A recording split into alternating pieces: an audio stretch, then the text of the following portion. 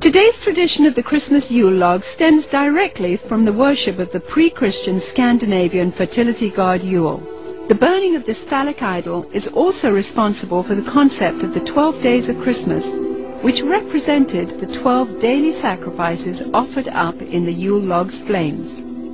Another good example of the pagan elements of Christmas is the whole concept of Yule and the Yule log. The very term is derived from a Norse god, Yule, spelled J-U-L. And every year around Christmas time, a huge log was cut down and fashioned into a fertility symbol and then burned for 12 days. And on each successive day, a new sacrifice to the god Yule was performed in the fire, and a new sacrificial victim was burned to death. Sometimes, but not always, the sacrificial victims were human beings. And the whole notion of the 12 days of Christmas also comes to us from this Norse pagan tradition. In an attempt to blur the origins of this horrific ritual, the Church of Rome placed the first day of the Mass of Christ on December 25th and the 12th day on January the 6th. Despite no scriptural references for January the 6th, it was selected as the day the wise men supposedly arrived to offer gifts to the newborn Christ.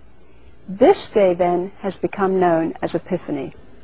During the Dark Ages, the European custom of putting an oil-lighted wick lamp in the windows during the 12 days of Christmas signified to neighbors that the occupants were participating in the pagan worship of the phallic idol Yule.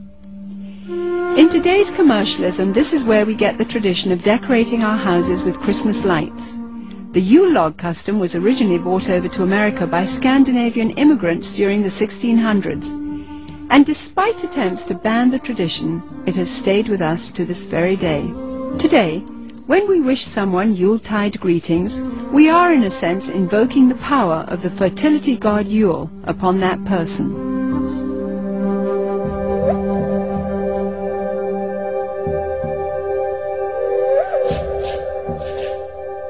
During the Saturnalia celebrations, holly and other greens were hung over doorways as part of a pagan ritual to ward off evil.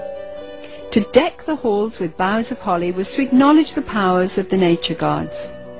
According to Wiccan rituals, placing holly or other greens in the shape of a circle or wreath accentuated its magical power.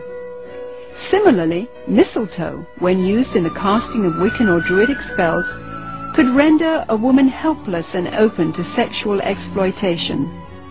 This is where we get our custom of hanging mistletoe in doorways today, and if a woman is caught underneath, she may be kissed and must not resist. The fir tree, the mistletoe, all of these things typically come from overtly pagan traditions, typically from Northern Europe, German, Norse, and English. Likewise, evergreen trees have always represented sex and fertility in pagan cultures. During the winter solstice, trees would be chopped down, brought inside, set up, and decorated as idols for worship. The Christmas tree was regarded as a sacred tree. The pagans of Northern Europe typically worshipped trees. They regarded trees and groves as sacred. So the bringing of the tree into the house would be a way of bringing this supernatural source of blessing into your home. That was the whole idea, that there were spirits who resided in the trees. In the Middle Ages, the tradition of the winter solstice Christmas tree primarily took root in Germany. During his reign, King George I, himself of German extraction, brought the custom to Victorian England. German immigrants settling in Pennsylvania did the same in America during the early 1800s. In 1848, the London Illustrated News published this famous engraving depicting Queen Victoria and her royal family beside a decorated Christmas tree. And within a few years, nearly every English household had their own tree in allegiance to the monarchy. By 1900, the U.S. Forest Service estimated that at least 1 in 5 homes in America had adopted the Christmas tree tradition. Thousands of years earlier, God, speaking through the prophet Jeremiah, warned against this pagan practice in the Old Testament. Thus saith the Lord, learn not the ways of the heathen, for the customs of the people are vain. For one cutteth a tree out of the forest, they deck it with silver and with gold. They fasten it with nails and hammers, that it move not.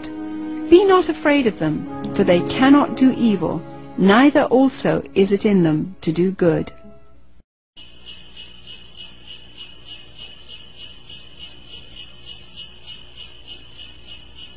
Santa Claus is another good example of a pagan element of Christmas. Santa Claus, as we know him today, is an amalgamation of several different traditions, but in most cultures throughout the world, you will find the existence of what is known as hearth gods. Gods who guard the hearth and the chimney and keep the fires burning and make sure the food cooks properly and the people are warm and what have you. And at a certain time of year, in the middle of winter, typically, the hearth god dressed in red will come down the chimney to reward those who have pleased him during the course of the previous year, and to lay curses or hexes or other forms of punishment upon people who have displeased him. The concept of Santa Claus has had a long and winding history, with a number of diverse cultures contributing to the composite character we have today. Beginning once again in Scandinavia, Santa's original incarnation was in the form of Odin, the pagan god of thunder, a tall fellow with a long flowing beard who inhabited the spirit-infested Nordic forests. Odin would travel the sky during the winter solstice, deciding who would die and who would prosper. Most believers were frightened of this particular time of year. In England, Odin eventually evolved into Father Christmas, who, crowned with sprigs of holly, traveled the countryside getting roaring drunk as part of the Festival of Fools celebration. Frequently he would be accompanied by a horned goat, ironically the biblical symbol of those who reject the salvation of Jesus Christ. According to the traditions of the Church of Rome, there was a Turkish bishop named Nicholas who hailed from Myra in Asia Minor during the 4th century. He was known as the patron saint of seafaring men.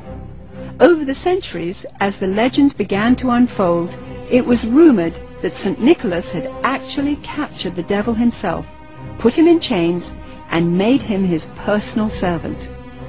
Recognized in various cultures as Krampus, Beelzebub, or Zwart Piet, Black Peter, this assistant of St. Nicholas is best known by his German name, Knecht Ruprecht. Described as a hideous horned creature, the servant Ruprecht was a dark and sinister figure who stood in stark contrast to the saintly Nicholas. Somehow Father Christmas's companion, the horned goat, had metamorphosized into the foreboding horned devil called Ruprecht. As St. Nicholas traveled from house to house, inquiring about the behavior of children, Ruprecht would drop candy and gifts down the chimney into the good children's shoes which had been placed there. It was from this story that we get our tradition of hanging stockings on the mantle at Christmas time. If able to recite a verse or demonstrate a skill for St. Nicholas, the child would receive a gift. If unable to remember a verse, or if the child had been bad, he or she would receive a switch or a whip. Ruprecht also carried a large sack which he would frequently use to haul away the really bad boys and girls.